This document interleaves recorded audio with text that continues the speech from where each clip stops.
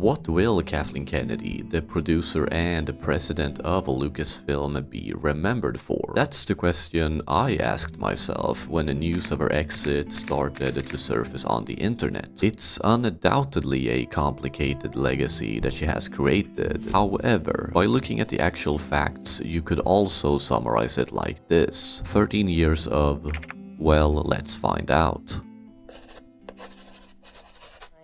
Family entertainment, and in many ways it's the best company possible to take Star Wars into the future.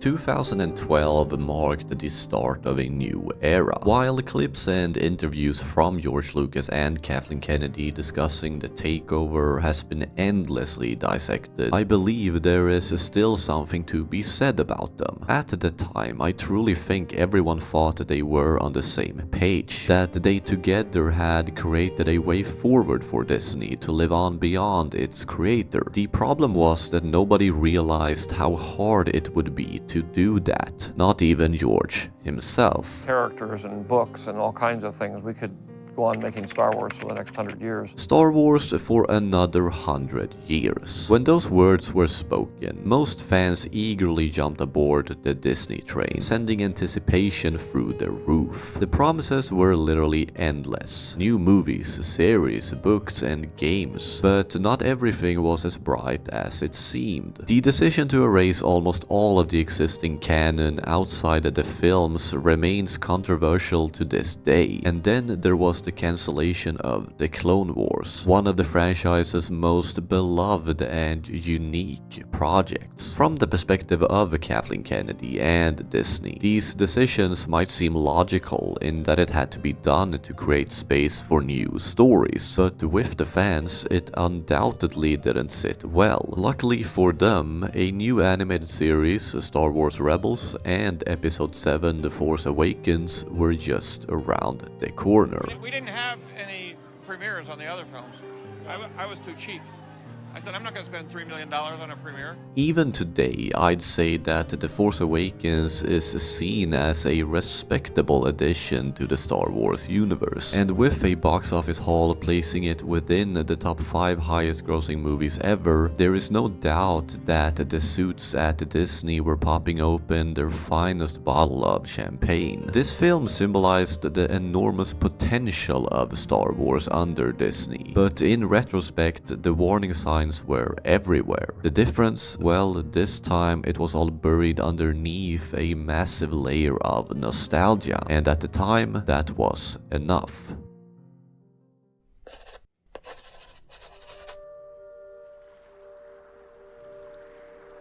Even with the successful release of Rogue One, The Last Jedi came swinging with controversy. If the Star Wars fanbase had ever been divided before, and it definitely had, this was a whole new level of mayhem. An open wound that even to this day hasn't fully healed. And at the center of it all, Kathleen Kennedy. As the backlash intensified, her name started making headlines. Someone had to take the blame for the so-called terrible choices made with the sequel trilogy, and naturally, the president of Lucasfilm was the prime target. But she stood by The Last Jedi and its director Rian Johnson, calling it a bold and necessary step in a new direction. But was it? If you strip away the myth and look at their deeds, the legacy of the Jedi is failure. The Force Awakens was accused of playing it too safe, leaning on nostalgia and recycled plot. Then The Last Jedi did the opposite. In its attempt to subvert expectations, it felt as if the movie had lost sight of the saga's core themes, and worse, misunderstood its own characters. No matter how much Kennedy defended the film, the cracks in the sequel trilogy were impossible to ignore. These two movies didn't feel like parts of the same story, and that left fans frustrated, confused, and ultimately disconnected. And that detachment became all too real when Solo: A Star Wars Story hit theaters, and for the first time in Star Wars history, a film flopped at the box office. Now the suits over at Disney weren't laughing anymore. However, in the middle of the chaos, Kathleen and Disney were working on something other than movies, something that would change Star Wars forever.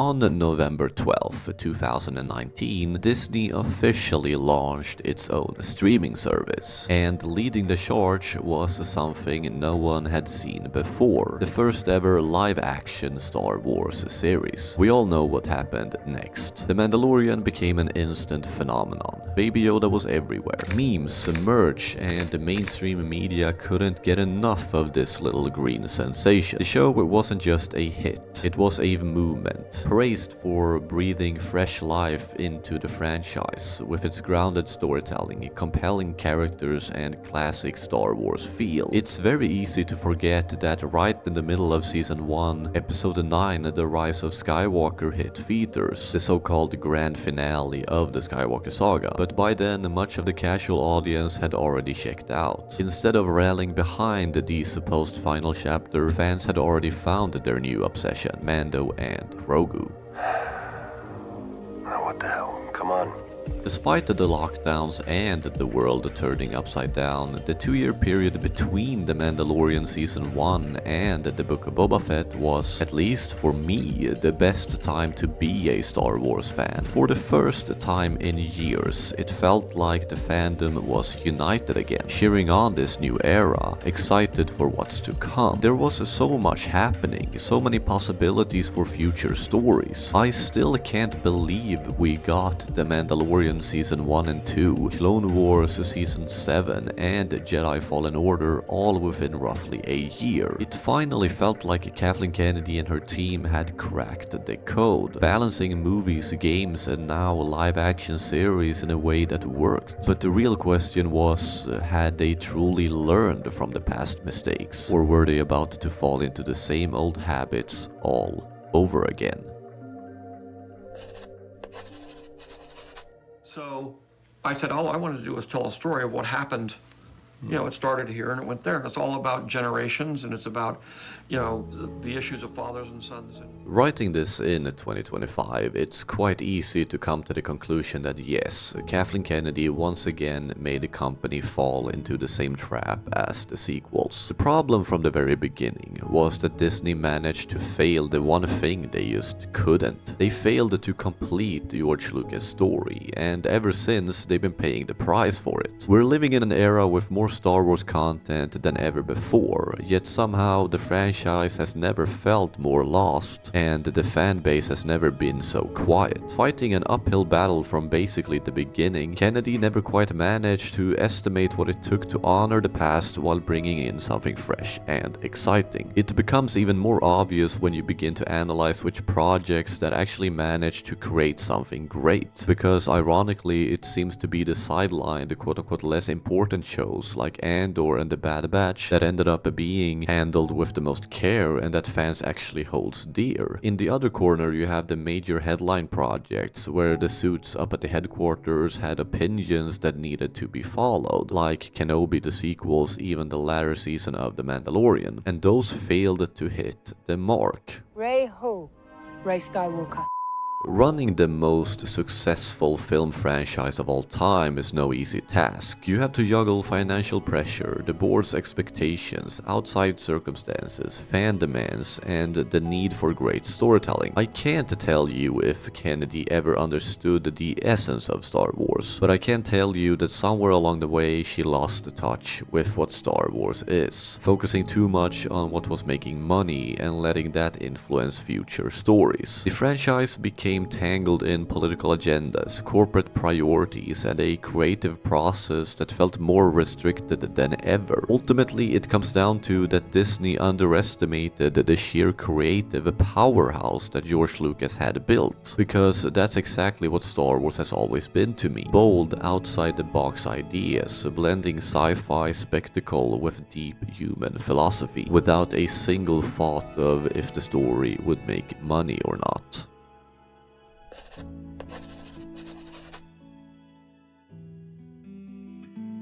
So, when the dust settles, what will Kathleen Kennedy truly be remembered for? After 13 years at the helm of Lucasfilm, one word comes to mind: chaos. And trust me, I take no pleasure in saying that. Does she deserve all the hate she gets? No, of course not. No human does. But as the head of the company, she has the most responsibility, and things haven't been done with care. And as soon as it has, they seem to somehow destroy it. But here is what baffles me the most. Despite everything, despite the backlash, despite the dwindling fan excitement, Kennedy seems to believe that everything is just fine. Is it blind optimism, a refusal to acknowledge reality, or just pure denial? I leave the comment section to decide that. If you want to view another mini documentary style video about Star Wars, you should click on this one that goes into the story of the clones, and you can go watch part 2 and 3. But for now, thank you so much for staying until the end, and I wish you a fantastic day.